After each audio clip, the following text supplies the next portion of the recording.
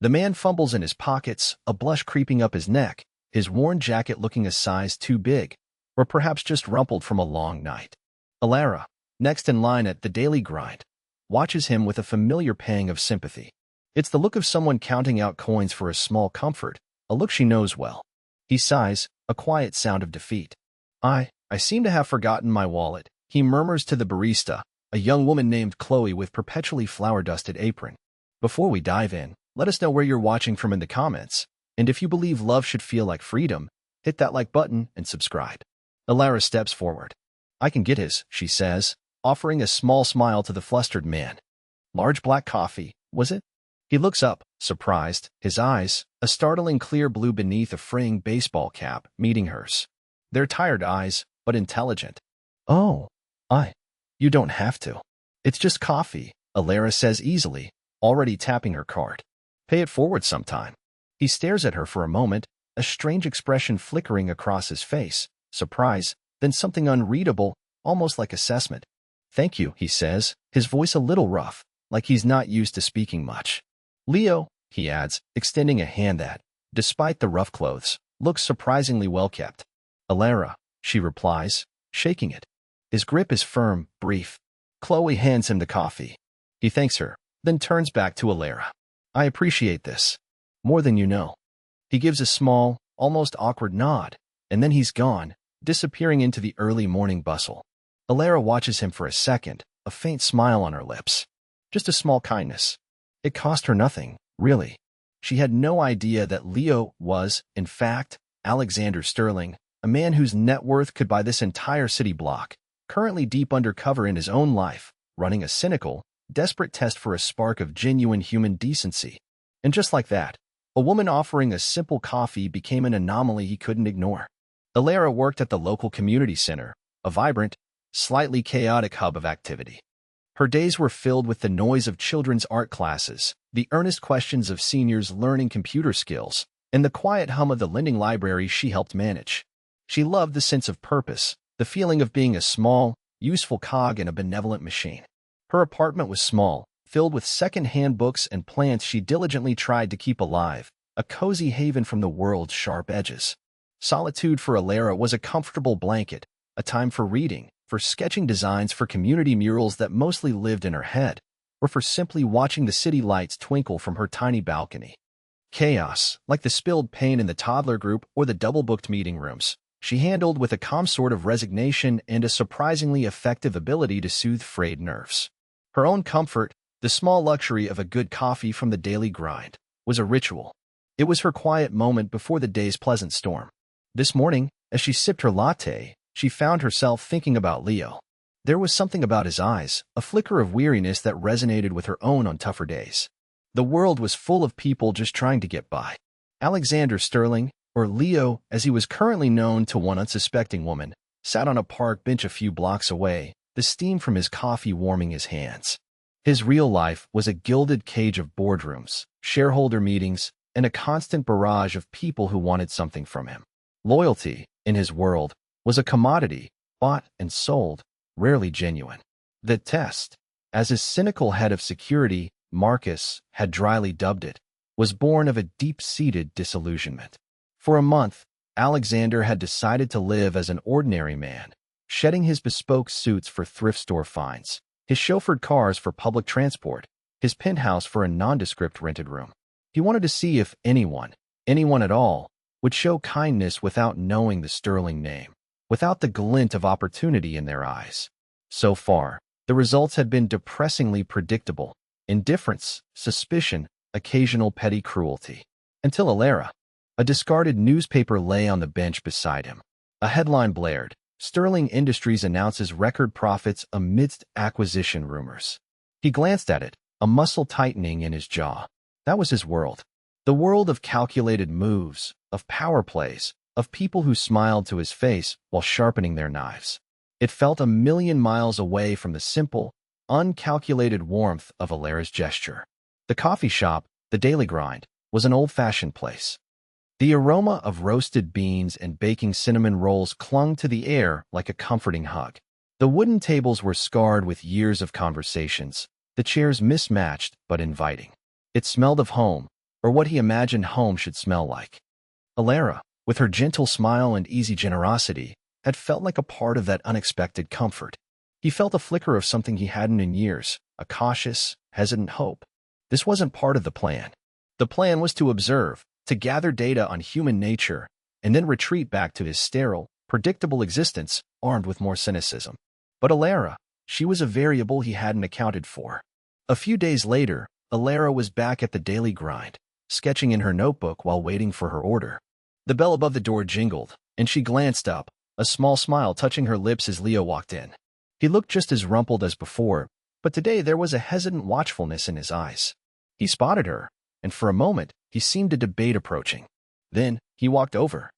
"Alara," he said, a hint of a smile on his own lips. "Fancy meeting you here." "It's my local," she replied, closing her notebook. "Yours too, apparently." I find myself in the neighborhood," he said vaguely. "I wanted to thank you again. For the other day. And to pay you back." He fumbled in his pocket, this time producing a slightly crumpled $5 bill. Alara waved her hand. "Honestly, don't worry about it. It was just coffee." "No, I insist," he said, a touch more firmly than she expected. He placed the bill on her table. "Please." There was an odd intensity in his gaze. To refuse seemed almost rude. "All right," she said, tucking the bill into her bag. "Thank you." An awkward silence fell. Chloe called Alara's name for her latte. As she reached for it, her elbow knocked a sugar dispenser, sending a cascade of white granules across the counter. "Oh, for goodness sake," Alara muttered, flustered. Before she could react, Leo was there, grabbing a handful of napkins. "Allow me," he said, efficiently sweeping up the mess. Their hands brushed, a fleeting contact that sent a surprising little jolt through Alara. "Thanks," she said, feeling a blush creep up her own neck now.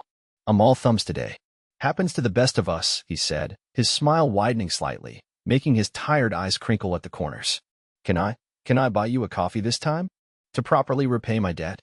Alara hesitated. He seemed nice. A little lost, perhaps, but harmless. And there was something intriguing about him. "Okay," she found herself saying, "but only if you tell me what a struggling artist like yourself is doing with such soft hands." She hadn't meant to say it aloud, the observation slipping out. He looked down at his hands, a flicker of something unreadable in his eyes. "I moisturize," he offered, with a lame little shrug that was surprisingly endearing. Alara laughed, a genuine, warm sound. "Right. Well, Leo the moisturizing artist, I'll take a flat white." He grinned, a real, unguarded grin this time, and it transformed his face, making him look younger, less burdened. One flat white, coming up. As he went to order, Alara watched him. He was an enigma, this man of worn clothes and soft hands, of tired eyes and sudden, disarming smiles.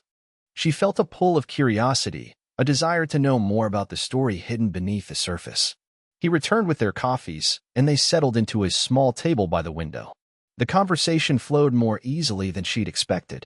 He was a surprisingly good listener, asking thoughtful questions about her work at the community center, about the books she loved, the murals she dreamed of painting. He spoke little about himself, offering vague allusions to a project he was working on, a need for a change of scenery. Their coffee shop meetings became a semi-regular occurrence over the next few weeks. Sometimes they'd just exchange a nod if one was leaving as the other arrived. Other times, they'd share a table, their conversations slowly expanding from casual pleasantries to more personal territory. Alara learned he had a dry wit, a keen observational skill, and a surprising knowledge of obscure historical facts. He learned about her quiet frustration with bureaucratic red tape at the center, her fierce protectiveness of the kids in her art program, and her dream of one day opening a small art cafe herself, a place where creativity and community could brew together. She started noticing more things about Leo. The way his worn t-shirts, though clean, seemed to be of an unusually fine cotton. The subtle, almost faded scar above his left eyebrow that he never mentioned. The way he'd sometimes stare off into the distance, a profound sadness briefly clouding his features, before he'd blink and return to the present with a forced lightness. Once, she saw him expertly soothe a crying child whose mother was overwhelmed at a nearby table, his voice calm and reassuring, his movements gentle. It was a side of him that didn't quite fit the struggling artist persona. He, in turn, was meticulously cataloging Alara. He saw her give her untouched muffin to a homeless man outside the cafe. He saw her patiently help an elderly woman navigate the self-service kiosk. He saw her laugh with unbridled joy when a stray dog licked her hand. Each act of unthinking kindness was like a balm to his jaded soul, yet each one also twisted the knot of guilt in his stomach. His test felt increasingly profane in the face of her genuine goodness. One afternoon, they were walking through the small park adjacent to the coffee shop after their usual brew. Alara was excitedly telling him about a grant proposal she was writing for a new youth arts initiative. "If we get this," she said, her eyes shining, "we can buy proper easels, decent paints, maybe even a small kiln for pottery." "You're very passionate about it," Leo observed, his voice soft. "It matters," she said simply. "Giving kids an outlet, a way to express themselves, it can change lives. Mine did." She paused, then, emboldened by the easy camaraderie they developed, she confessed, "I always wanted to be a full-time artist. But, bills to pay. Responsibilities." "What kind of art?" he asked, his gaze intent. "Big, bold murals mostly. Things that tell a story, that bring color to forgotten corners." She gestured vaguely at a blank brick wall on a nearby building.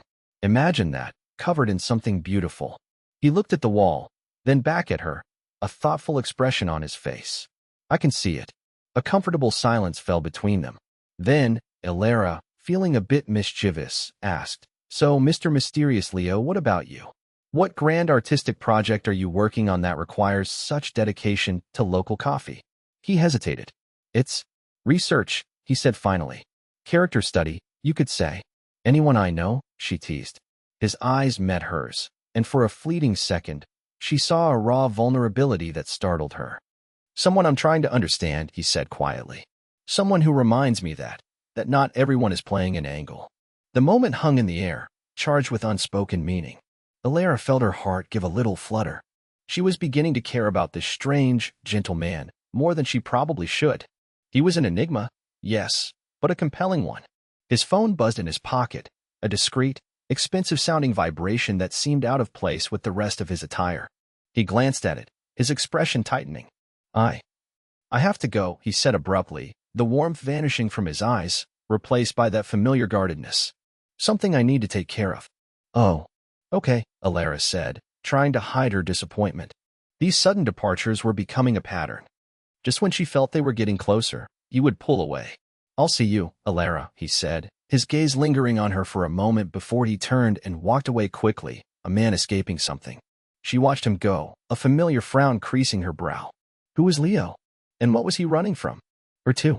The next day, Alara was browsing a magazine rack at a corner store, waiting for a prescription, when a glossy business publication caught her eye.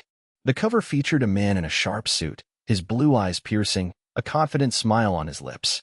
The headline read, "Alexander Sterling, the Midas touch of modern industry." Alara froze. The eyes. The set of his jaw. It was Leo.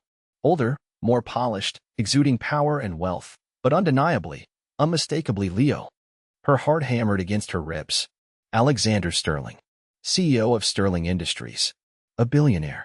Her Leo, the fumbling, kind-eyed man who bought her coffee and talked about art, was one of the wealthiest, most powerful men in the country. The world tilted. The magazine slipped from her numb fingers.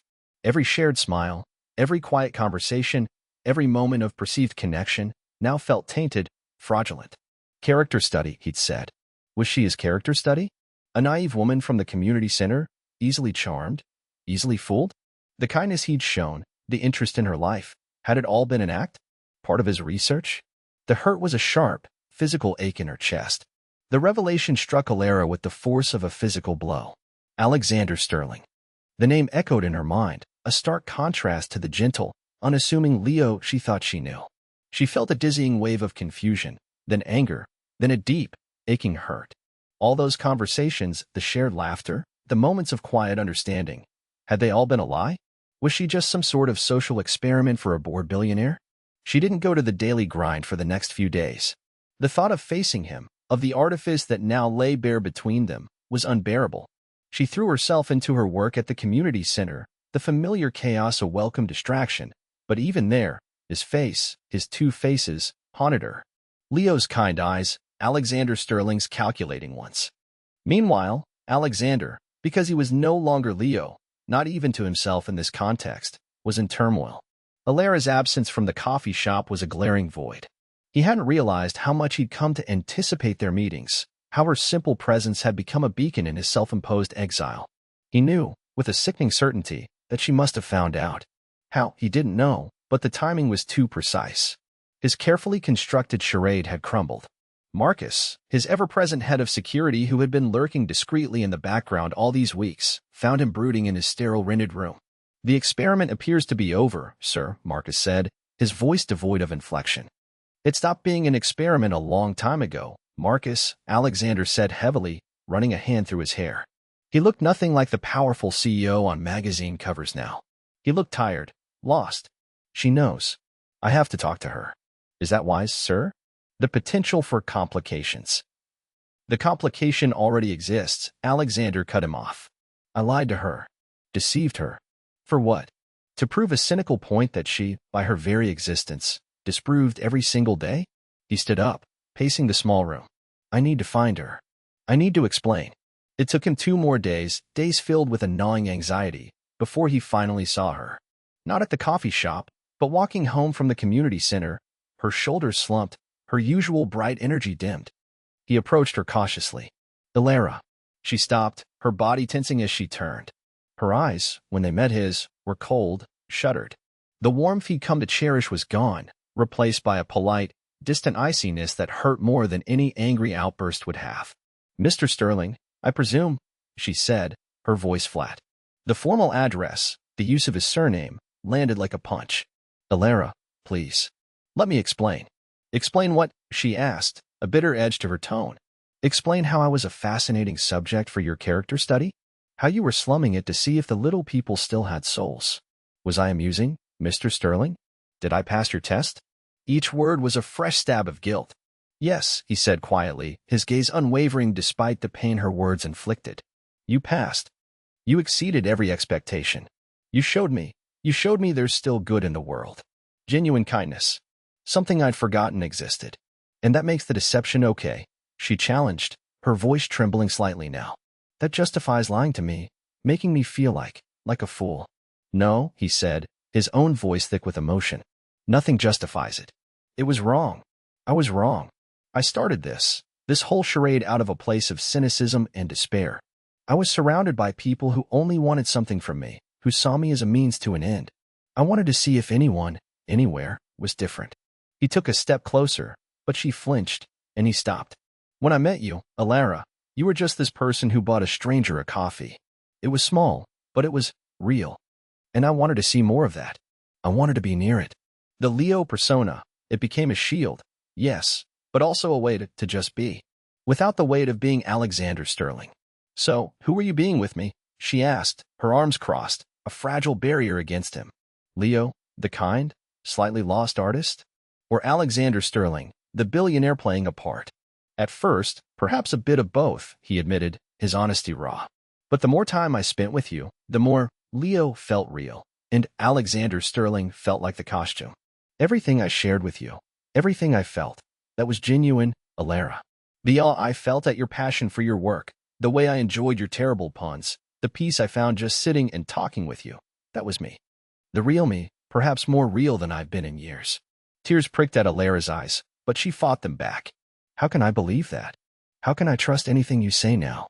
I know I've given you every reason to doubt me," he said, his voice laced with desperation. "But I'm not asking you to trust Alexander Sterling, the billionaire. I'm asking you to remember Leo, the man who spilled sugar, who listened to your dreams for a mural on a blank wall, who felt seen by you in a way no one else ever has." He looked directly into her eyes, his own filled with a sincerity that was undeniable. "I didn't just find loyalty, Alara. I found you. And that was never part of the test." Her anger was still there, a simmering coal, but beneath it, the memory of their shared moments, the undeniable connection they'd forged, began to stir. The hurt was profound, but so was the echo of Leo's gentle smile, his thoughtful questions, the surprising comfort of his presence. I need time," she whispered, the fight going out of her. "This is a lot to process." "Take all the time you need," he said softly. "I'll be here. Not as Leo, not as some experiment, just as Alex. If you're ever willing to talk again." He didn't push, didn't try to touch her. He simply stood there, vulnerable, stripped of his disguise and his defenses, waiting for her verdict. The power dynamic had irrevocably shifted. He, the man who seemingly had everything, was now at the mercy of her decision. He had come looking for loyalty and found something far more valuable and far more terrifying. A genuine human connection he was now in danger of losing. Alara walked away, leaving Alexander Sterling standing alone on the sidewalk, the bustling city noise fading into a dull roar in his ears. Her mind was a maelstrom of conflicting emotions. The betrayal felt like a shard of glass in her heart, yet intertwined with it was the undeniable memory of the man she'd known as Leo. The man who had listened so intently, whose eyes held a quiet sadness, whose unexpected kindness had touched her. Over the next few days, she replayed their conversations, their shared moments, searching for the artifice, for the cracks in his performance. But the more she thought about it, the more she realized that Leo's reactions, his quiet empathy, his genuine interest in her life, had felt too real to be entirely fabricated. Perhaps Alexander Sterling had begun a cynical game, but somewhere along the way, Leo had emerged, a man yearning for connection. She thought about his confession, his raw vulnerability. He hadn't tried to excuse his actions, only explained the desperation that had driven them.